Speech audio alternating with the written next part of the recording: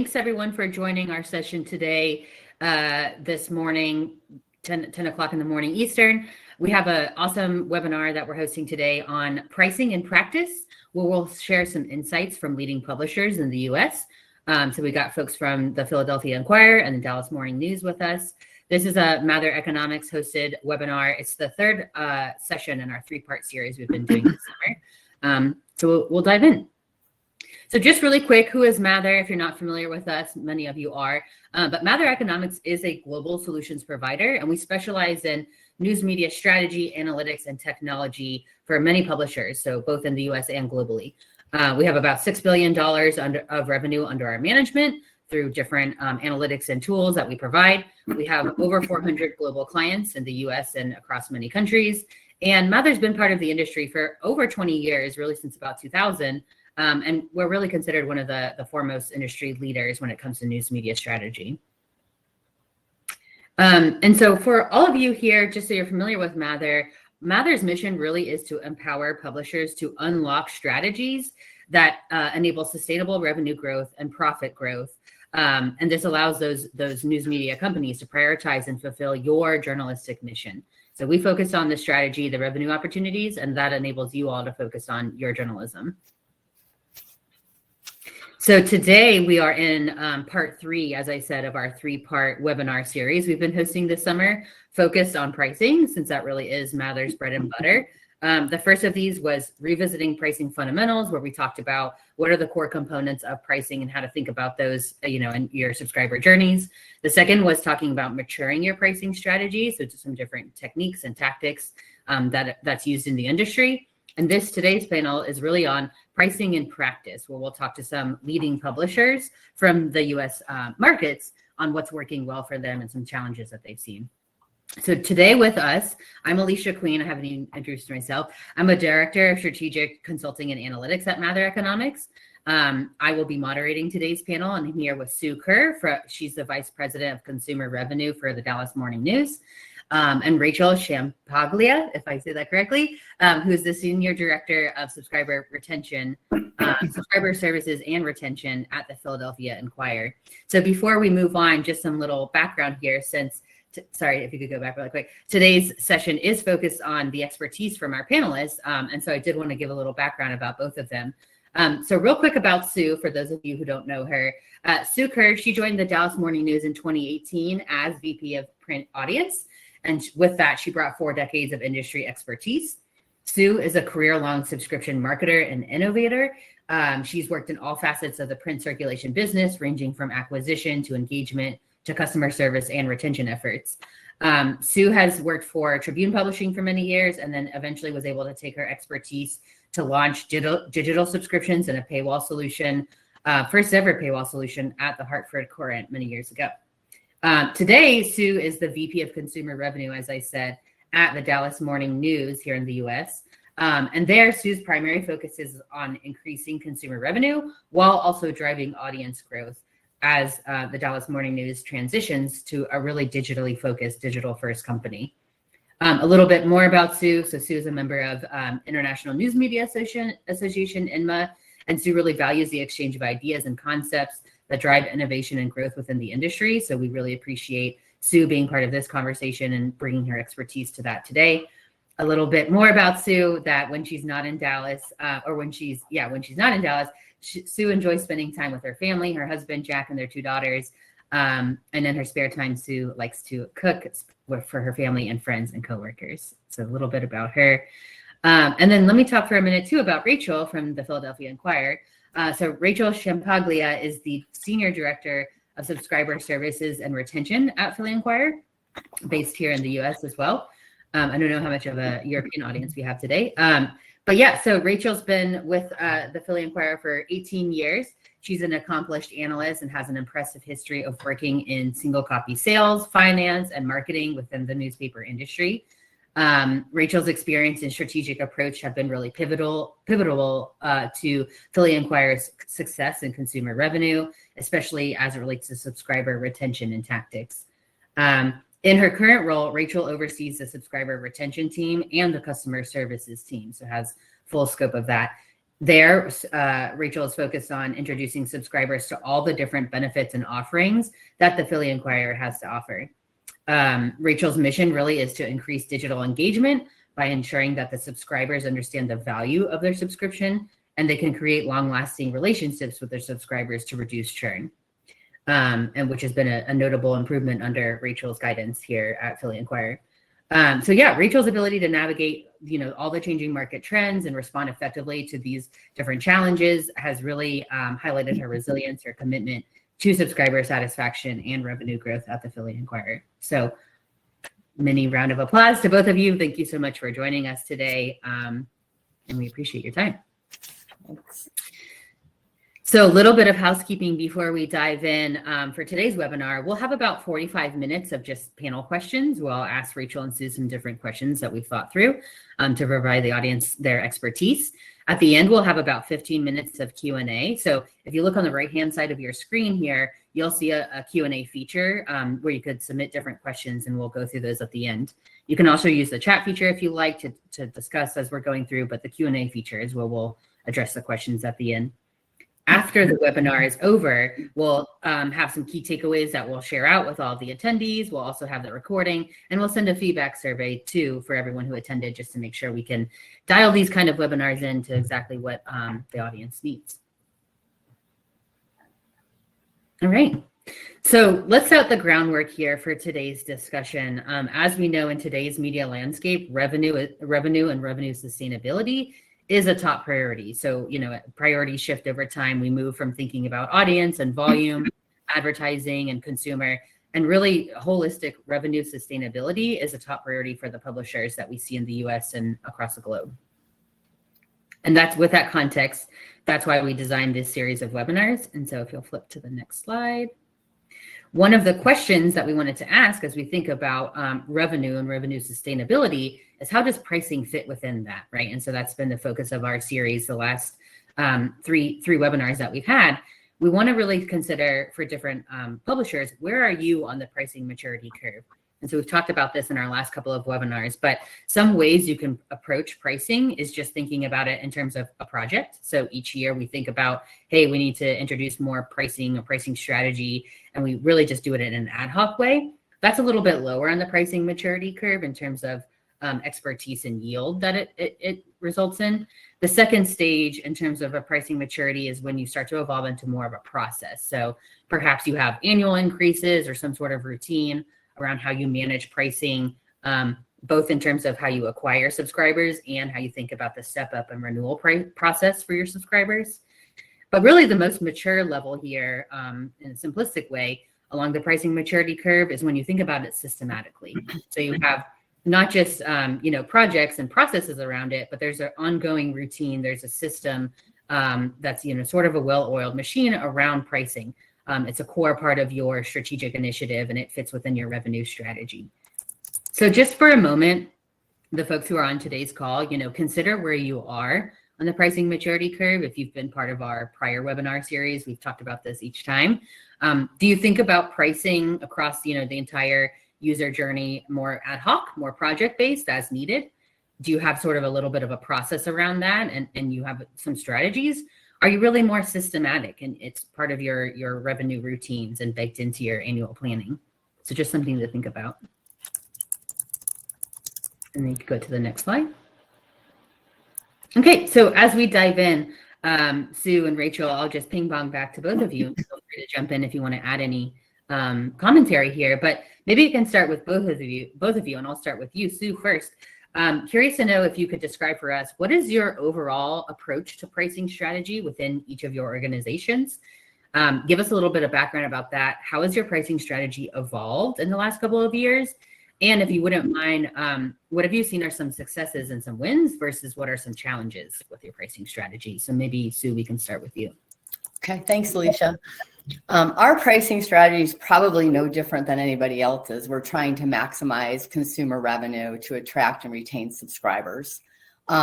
We partner with Mather on pricing for our print subscribers, and we use the dynamic renewal pricing for print. Digital, we're a little different. We just have 2 renewal price points of $4.99 and $6.93, which we simplified last year. Also to attract new readers, like most publishers, we're using promotions and discounts. We have a hard paywall on our premium content, and that runs between 30 and 35% on a given day. And our meter, we allow 2 articles free each month. Last August, we changed our focus from volume to revenue. And you can see here, there is a slide here showing you a test that we did, because I do believe listening to the data helps drive our decisions. So we tested 3 step-up prices of $3.99, $5.99, and $6.93 to determine what that next step 2 rate would be to maximize our revenue. And you can see, well, you really can't see the $5.99 line because it's underneath the $6.93 line. So looking at this chart, it told us, yes, it's 5% percentage points less in retention. However, charging a couple dollars more is going to give us the revenue that we wanted to drive. I was very hesitant of jumping from $4.99 to $6.93. I really felt like we needed to do a lot of product improvements before we could make that leap. I do recall having a conversation with Pete Doucette telling me there's never a good time to raise your price and just to do it. So we did it. We had changed our offer from 3 months stepping to $4.99 to just a 1-month intro and taking them to the full rate of $6.93.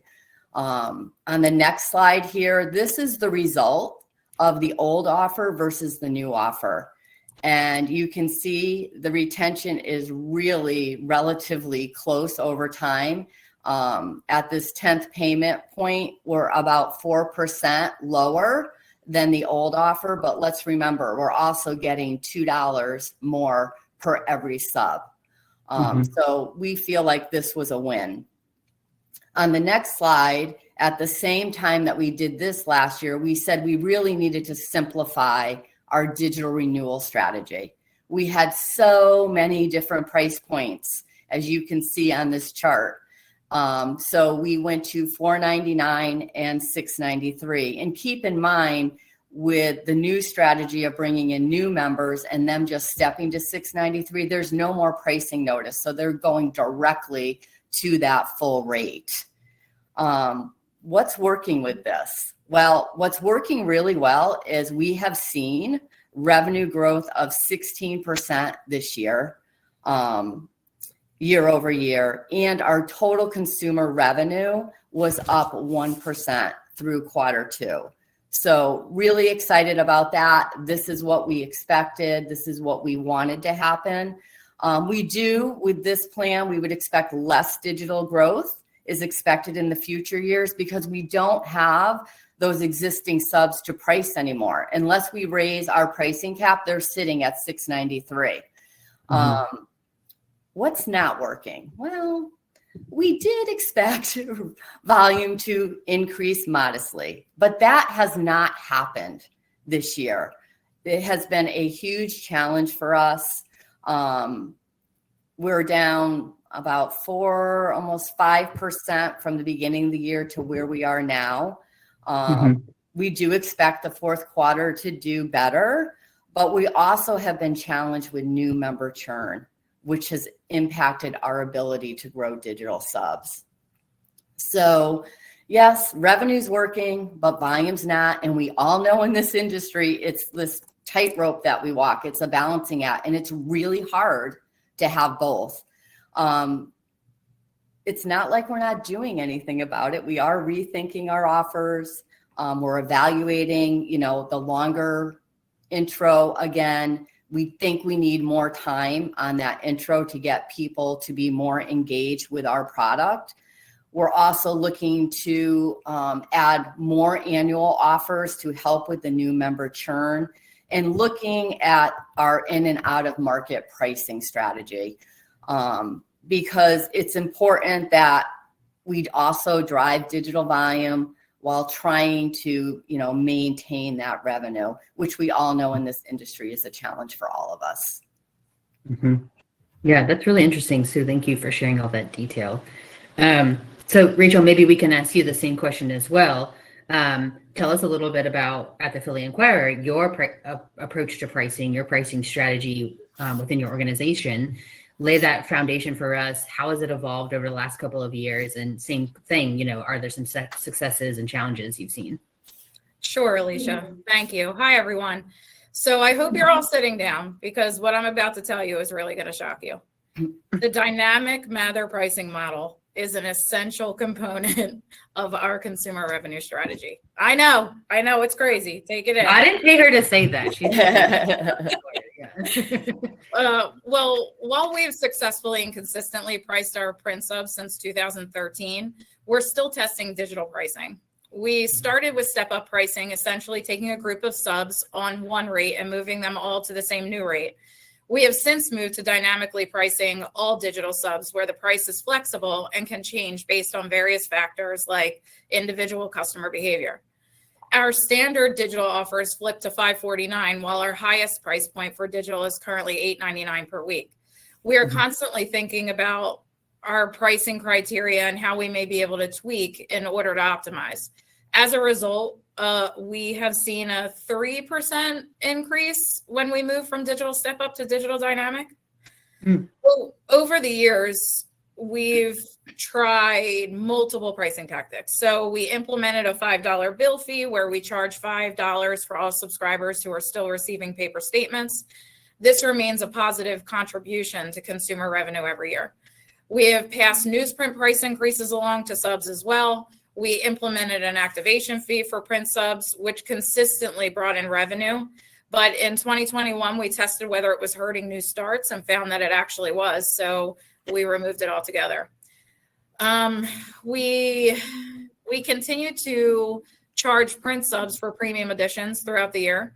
These premium editions consist of special editorial content, such as our yearly dining guide, as well as puzzle books and special like Olympics guides. So what has worked well? I think I remember our first foray into digital pricing was when some guy named Pete was chiefing consumer revenue in Philly. We immediately put a plan in place to test step-up pricing for our digital subs at the time. A huge win was learning that moving them to $5.49 per week barely affected our incremental stop rate, therefore giving us the opportunity to begin pricing weekly, ultimately growing our average ARPU 13% in that year. So that was really great. We were all so happy about that. Currently, just this year, we changed our standard offer for new subscribers to $1 for 6 months. So that standard offer was obviously like, oh, how is this going to perform for us? And while we're only, 7.5 months into the year, churn so far has been really good. Knock on wood. I don't want to jinx us, but so far we really thought we were going to see a lot more subs churn by now, and we're holding on. So that's, for me right now, that's a win. Talk to me in December. So we'll see how that goes. That's awesome. What didn't work? So because pricing fatigue is real, we are now taking a deeper look into pricing fatigue cohorts so that we can learn about how we should potentially price these different buckets. While we always understood that our pricing approach would not sustain us forever, it really wasn't until the last 2 years that we began to see that the end of print pricing as a substantial revenue contributor is now on the horizon. That's a great point to expand on, Rachel. So the next question I have for you, and Katie, if you'll flip to the next slide. So we've kind of, both of you, Sue and Rachel, have touched on this, of some challenges and opportunities your own organizations have faced. But Rachel, what you just talked about in terms of the tide sort of shifting, right? We've talked about print being the runway for digital, and that being an area of opportunity to capture more value and more revenue from subscribers. Both of you mentioned, very minimal impact on retention and churn from going up to those higher rates on digital. But I think it's interesting, we're at a little bit of a pivot point in the industry where we have to start to think about sustainability and sustainable strategies. So taking a zoom out in terms of the whole industry, question for you both, and Sue, maybe we can start with you here too. What do you see for the industry as some of the biggest challenges and some of the biggest opportunities within news media? We're all feeling it, subscription fatigue. People have so many options and so many choices these days, and they're cutting back too. And we don't want it to be our subscription that goes away, right? Because that just impacts us on the volume and the revenue side. So the entire industry is feeling that. Newsroom resources, I think, are really key for everybody because that impacts your product. Like when you lose key resources and writers that had these strong following and, were able to get a ton of new members for your newspaper, that hurts us. And then you lose resources in key content areas that are conversion drivers like business, real estate. So newsroom resources, I think, is also a challenge. One particular one to Dallas market is, we've done a lot of research in the past and people not willing to pay for news. So we really looked at our former subs, and 67% of our former members don't pay for news, where in other markets like LA, the Times, the Post, this number is 27%. So in Dallas, it's 40% higher. So we are really struggling when we lose somebody. How do we get that person to really come back when they're not willing to pay for news? And, I mentioned one earlier that's more specific, but I think it's, everybody in the industry, is on the churn side, understanding why people are leaving us. I think for us, new member churn has become, a laser focus. We have people leaving us too soon. We're putting all this effort in to get them, but how can we keep them? We've recently implemented a cancel survey. When somebody leaves, it's embedded into their confirmation. If they don't respond within 24 hours, we send a separate email. But 90% of that survey suggested that they don't see the value in our product. So that's something for us to take back and to figure out what we need to do to provide that value. So I do think the value of your product, what you're selling, what are those benefits are really critical. And it is a challenge. As I look at opportunities, with the newsroom, publishing content that drives conversion engagement, really having that relationship and being able to have those conversations and partnering, right? Like, hey, we need their help to help us drive, more new subscribers. Providing value, they need to see the value. If we're going to continue to charge them more, we need to make sure that they're seeing the value of our product, whether that's puzzles, whether it's a better app experience, commenting, the list just goes on. But we need to have those benefits if we think we're going to be able to get more money from them. We're looking at a more intelligent paywall. We'll be implementing Sophie later this year. So really excited about that because I've talked to other publishers that have this and they have seen an increase on the conversion side. And we can't forget about the member experience. I think sometimes that with technology and strategies on pricing and benefits, I think sometimes the member experience goes to the wayside.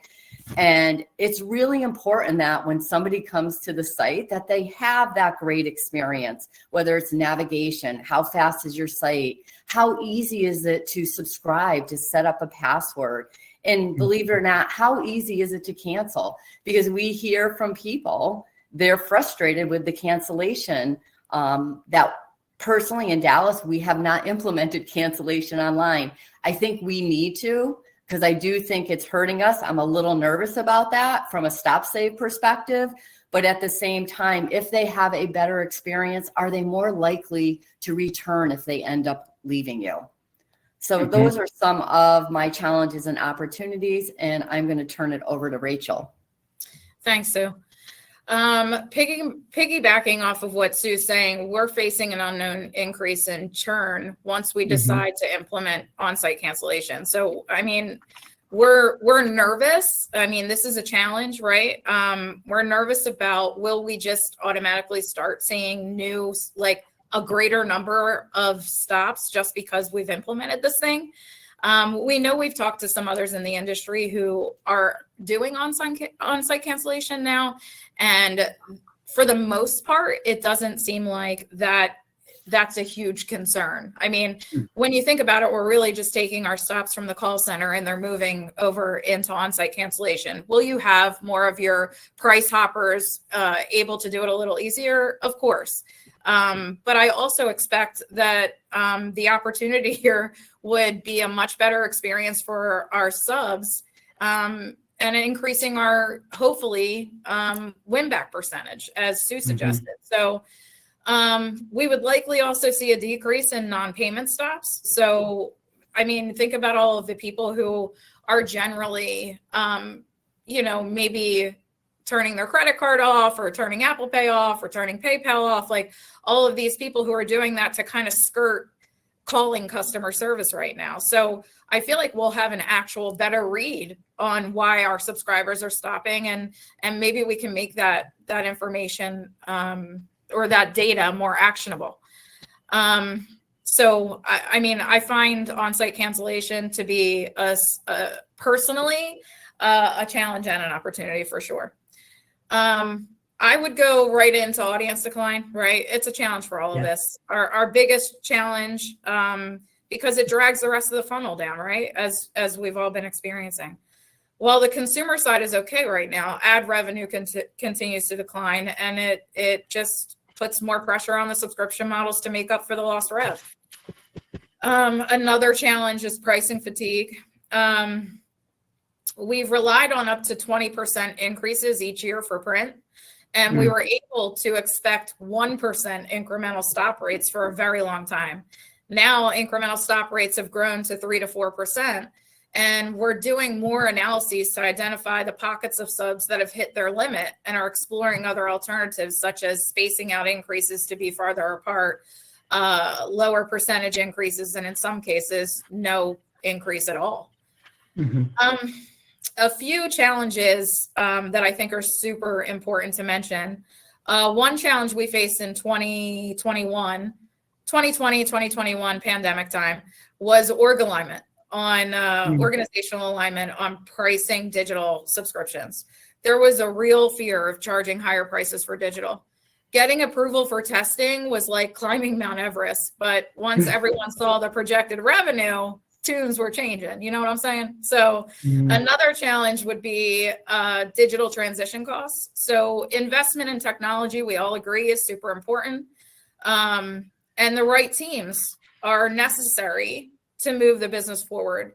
In 2021, the Inquirer put significant investment into building a marketing team for each stage of the funnel, as well as a full marketing operations team to support it. We added a marketing technology director to our team, as well as the investment in our product and engineering teams have really helped us exceed digital volumes and overall revenue. This one's a little touchy. Retention reporting and subscriber data remain a struggle in Philly. It's not climb a greased pole after an Eagles Super Bowl type of struggle, but a struggle nonetheless. We have a dedicated team of analysts working to build the type of reporting we need, but we face digital and print subs being in two different systems. So we're in the middle of a huge subscriber migration from DSI to Salesforce, which is ultimately going to unify our data and streamline this reporting. So while a lot of work has been done here, we're just not over the finish line yet. So fingers crossed, we'll get there soon. An opportunity we see is personalization. So there are a ton of opportunities around personalized content, marketing, and monetization. Advanced data analytics allow for highly personalized content and recommendations. This can increase user engagement and justify the value of subscriptions by tailoring the experience to individual preferences. It will also allow us to personalize our marketing so that, we're asking subscribers to engage with what we already know they have interest in. We and Philly are currently working through this in an enterprise-wide personalization project with more focus on how we can incorporate personalization onto the website itself and not just in our marketing. Mm-hmm. So we are using Piano to test some homepage recommendations and are currently waiting on results. In the past, in marketing, we basically used and still use Blue Conic to identify the reader's top topic and then email them content based on that top topic. Sadly, it did not perform well. We are evaluating other ways to target their preferred content. We also use Sophie to personalize our non-sub paywall experience. We're already seeing around a 30% increase in paywall conversions. So that's a great opportunity. Lastly, I want to just touch on enhancing digital experiences. So this can be a challenge, but for us this year, it has been an amazing opportunity. So a lot, depending on bandwidth, resourcing, what's available in the newsroom, we have an interactives team, and they're just really great. We've invested in interactive and multimedia features like podcasts. We're doing more video now, and we've had some live events. These obviously add beyond traditional articles and engage audiences in new ways while adding to a reason someone is willing to pay us more for our content. So I know that none of you will be surprised that a horse was running loose on Interstate 95 in Philly back in February. But within a day, the Inquirer's interactive team spun up a horse on 95 game, which drove an additional 20,000 visitors to our site. So that was awesome. Super exciting. And our teams are always coming up with something to surprise us. That's for sure. That's really cool. So many great tidbits of information. Yeah. And before I move on to the next question, just to kind of call out some of the key, again, we're going to send some key takeaways for the audience here, but call out a couple of things that both of y'all mentioned. So, challenges, obviously, since we're talking today about pricing, but subscription and pricing fatigue is a challenge and something that both of your organizations are thinking about, especially around the unwillingness in some markets to not pay for news and how do they really see the value prop there. Churn, and especially new member churn, new subscriber churn is a big focus area that both of you guys mentioned.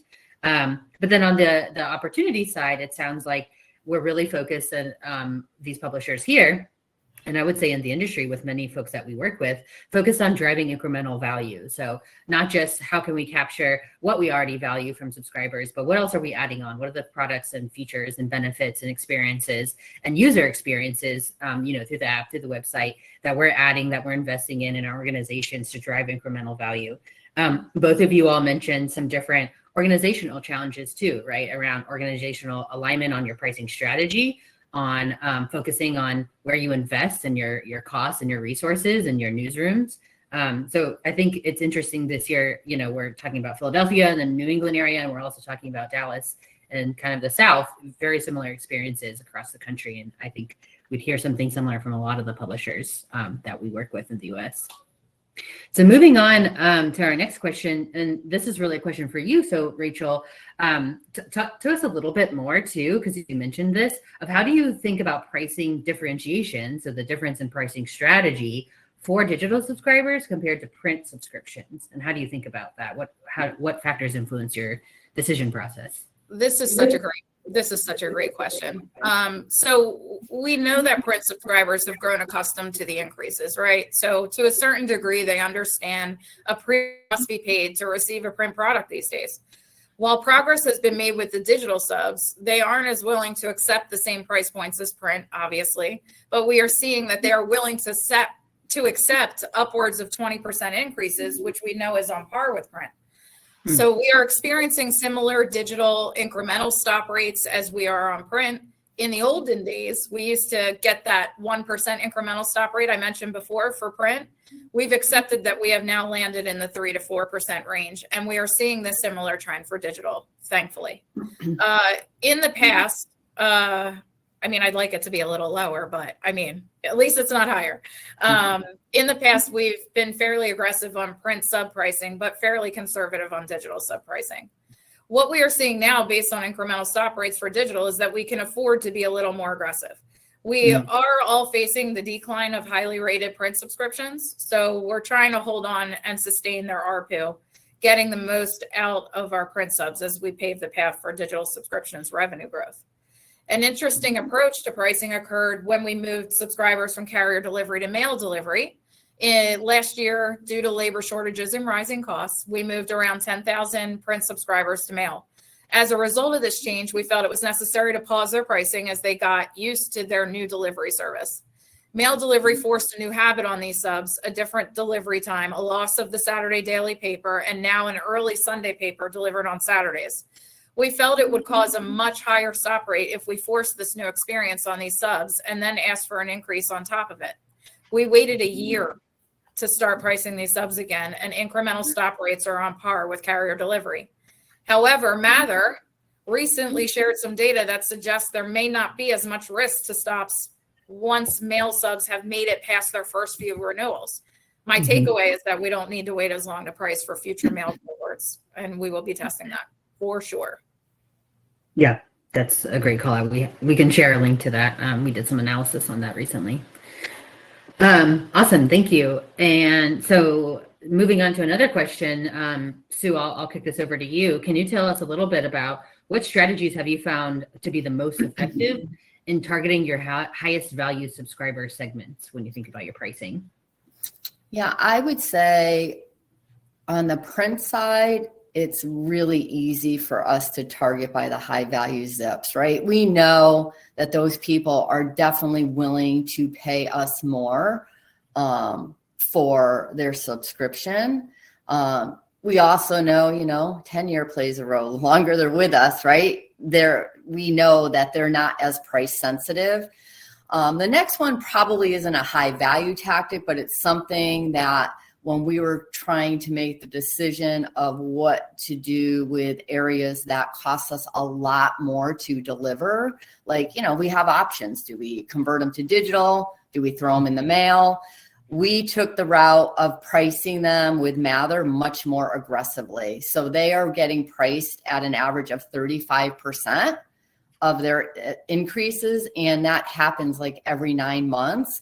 But the goal was to make the area profitable for the distributor, because it makes no sense to be delivering to non-profitable areas. So that definitely has worked for us. On digital, we're not really using any strategy, right? We have 2 price points of $4.99 and $6.93 for our renewal pricing, and our new subs are rolling right to $6.93. However, I do think as we rethink, our intro offer and step 2 price, we need to become a little bit more strategic with what those pricing models will be in the future. But we are not targeting our high value subs on the digital side. Okay, gotcha. And just to clarify, Sue, when you're talking about high value zips, how are you defining what constitutes high value for a zip code? We basically, the demos, salary, income, all of that, right? Just Gotcha. Looking at the keys, really what they, where they're living, what their income value is, home value, all of that. Okay, cool. Thank you. So another question, if you flip to the next slide. Question for both of you, actually, since you both touched on this. We've talked about pricing fatigue. Maybe let's start with you, Sue. What are some strategies you've implemented to address pricing fatigue amongst the subscribers, since both of your organizations have done multiple years of renewal increases on the subscribers? Yeah, I think Rachel mentioned a few of these. Extending the time frame between price increases. Print members are really accustomed to our increases. So in Dallas, we were pricing every 9 months. But if somebody reaches a certain dollar amount, for example, 7-day subs paying us $17 or more, we move that out to 18 months. Give them more time. They're paying us a really high subscription rate. So we have extended the time frame between price increases. Lower price subs, we are pricing them much higher to take off the pressure of our longer term subscribers that just keep getting hit with substantial price increases. We also don't raise the pricing cap until we really have a high percentage of subscribers at that point. So we're not raising it every year and saying, okay, we're going to go from $17.99 to $20.99 for 7 days. We're holding at like $17.99 for a while until we get 50% or so that when we do make that change, we also see a huge jump in our revenue. I also think, transparent communications is really important. Don't hide the increase, but also reinforce your subscriber benefits. Another opportunity is on pricing notices. Also we have this great partnership with the newsroom to promote their content and their special sections, just again reinforcing that value and pointing that out to them as they're considering whether they're going to stay or leave. That's awesome. And Rachel, maybe same question to you in terms of how you've combated pricing fatigue or addressed that at the Philly Inquirer. And maybe if you wouldn't mind speaking as well to, given your role at the Philly Inquirer, what are some different tactics that you use to make sure that you keep your longest tenured subscribers and to make sure they continue to perceive the value in their subscription? Yeah, so I mean, I agree with so much of what Sue just laid out. For me, transparent communication combined with the justification has gone a long way for our subs. We highlight any content upgrades and or added benefits to subs. This helps subs understand the value they are getting for their money. We've had multiple versions of our price increase letters that we evaluate and optimize as often as possible. We're currently working on incorporating a premium subscription tier structure to offer flexible pricing to our subs. And we're also currently working with Mather to evaluate a propensity to churn model. Ultimately, this would give us the opportunity to target subscriber segments differently.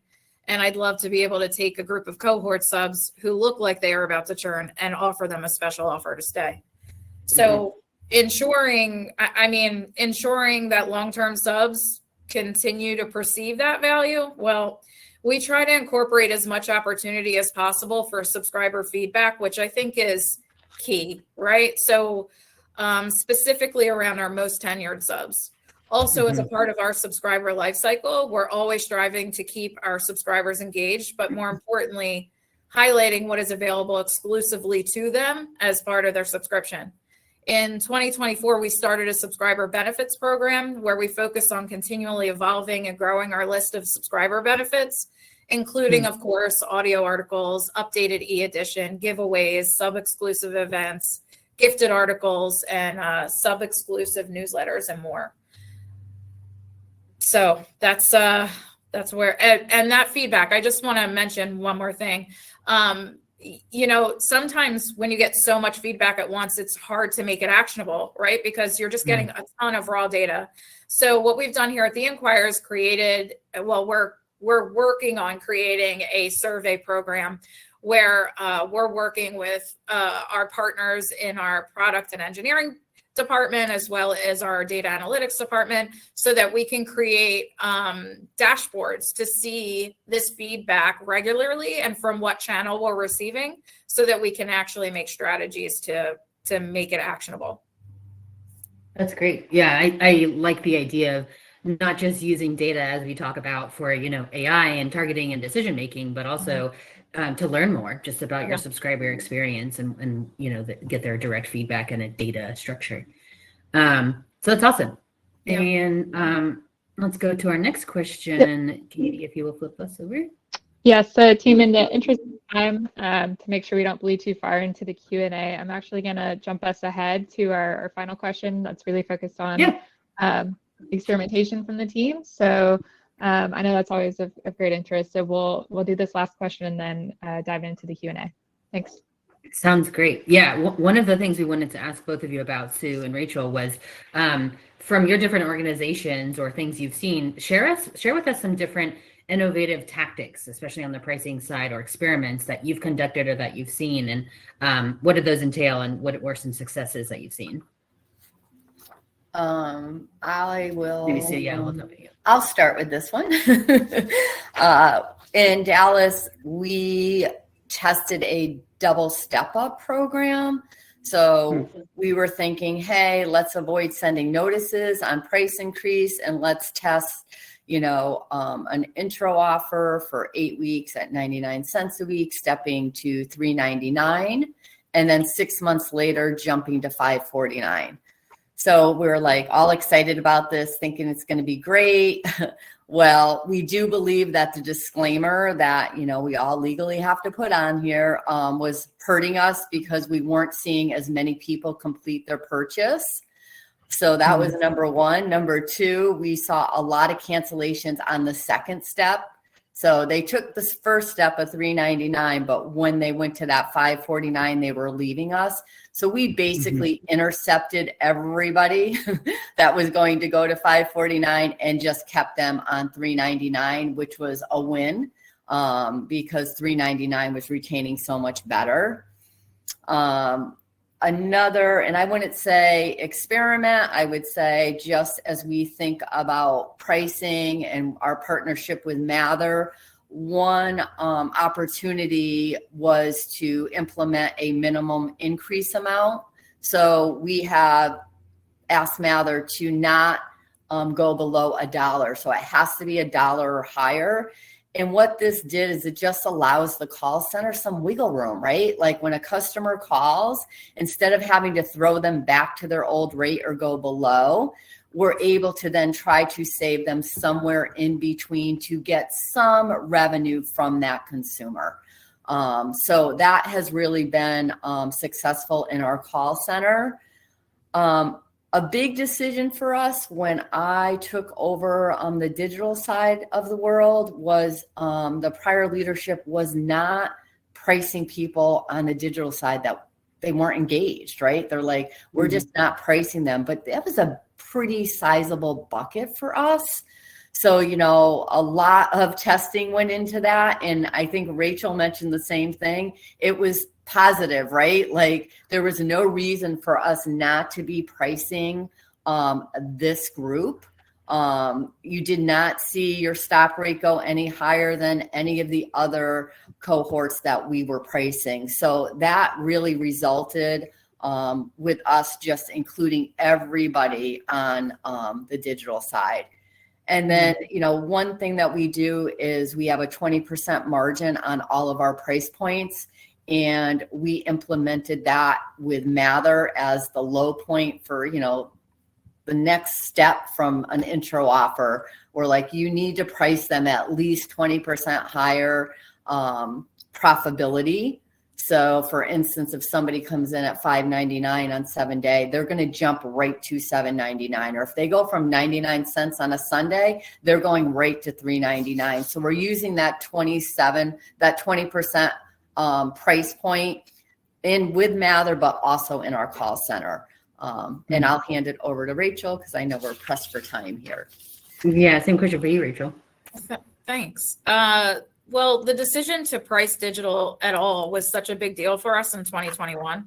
So we weren't sure how digital subs were going to react to paying extra for a digital product, which I mentioned earlier. But after a few tests, we felt comfortable moving forward. So that for us was obviously very huge. So now we are currently testing a pre-renewal discount pricing based on churn probability. So with Mather's help, of course, our current standard digital offer is $1 for 6 months, flipping to $5.49. Our goal is to test. Our goal of this test is to measure the response to varying levels of discounts being applied to digital subs across high predicted churn levels. We're specifically interested in the impact on retention after the full step up to $5.49 and the impact to the incremental revenue. So the gist is they pay their $1 for 6 months. They're about to flip to $5.49. We send them an email and say, hey, we think you're about to churn. Of course, it doesn't say that. How about we discount your offer to moving you to $275 a week. So there's a couple different buckets we have, right? Moving them to either $449, $375, or $275 a week. We send that email, and then they either accept it or they don't. So you can see, like, what's interesting on these charts is, or what's interesting is that even when comparing to the control groups, which includes high churn risk users, presenting this discount doesn't immediately seem to be convincing people to retain at a higher rate. So we're still too early, right? Because we're telling them, hey, we'll flip you to this $375, but that $375 per week will last for 24 weeks. So they're almost getting another 6-month subscription at a lower rate. And then we're going to flip them to $549. So the idea here, obviously, is for them to build a habit with us. And if we don't feel like we've convinced them to do that in their first 6 months, we're hoping we'll be able to do that by the end of the second. Yeah, that's really interesting. We could talk more about this later, but we've done some benchmarking as well around step ups, and we tend to see that on the Mather side, doing those larger increases is actually the bigger bang for the buck in terms of ARPU growth, because of the expected retention, expected revenue. Yeah. Jury's still out, awesome. But fingers are crossed. Yeah, we'll wait for your blog post to come out. Okay, so yeah, let's do a little Q&A for the last 10 or so minutes we have here. And I can run through the questions that I've got listed here. Feel free to submit some more questions in that Q&A feature on the right-hand side for Sue or Rachel or the team. Anything you want the group to comment on. So first question that we have here is from Rob. And maybe this is a question for both of you, but what is your opinion on always on discounts versus dynamic pricing based on likelihood to subscribe or something similar? So always on discounting versus dynamic pricing.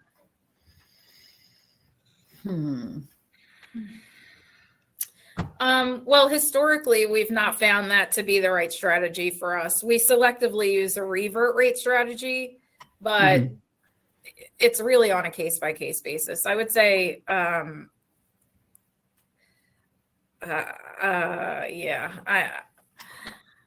what about you, Sue? I would say dynamic has worked, right, for us. And, we're not using dynamic, like I said, in digital, right? We're using that more on the print side, and it's been really successful. And when I look at what we're doing on the digital side and basically saying, hey, this is where you're heading to one of these price points, when you look at the stop rate in that, it's very similar. I think digital is less than 1% different. And we know that digital doesn't retain as well as print. Our print churn is really low. We're at, I think, 2.5%. So our churn rate is great on the print side. So it's a mix of kind of both. Yeah, I'm sorry, Alicia. I was looking at a different question in the Q&A. I'm sorry, I answered the wrong one. Yeah, it's okay. While we haven't tried dynamic intro pricing, we previously did use likelihood to subscribe to reduce the meter for in-market users with a high propensity to subscribe. And we now dynamically meter all users viewing content less than 21 days old with Sophie. Okay, awesome. Thank you guys for speaking to that. So next question, this looks like it's for you, Sue.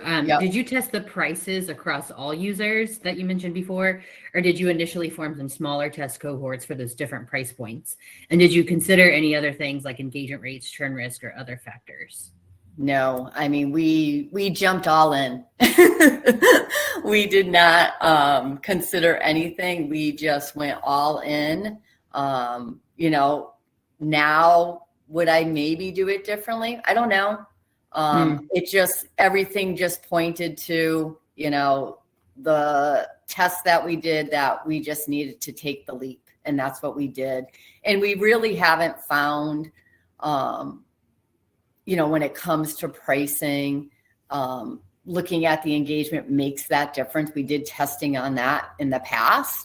It was more about, how long have they been with us? We know when somebody gets over a year that our churn drops substantially. Yeah, so maybe I can dovetail that into another question that came up for you, Rachel, is on your $1 for 6 months offer.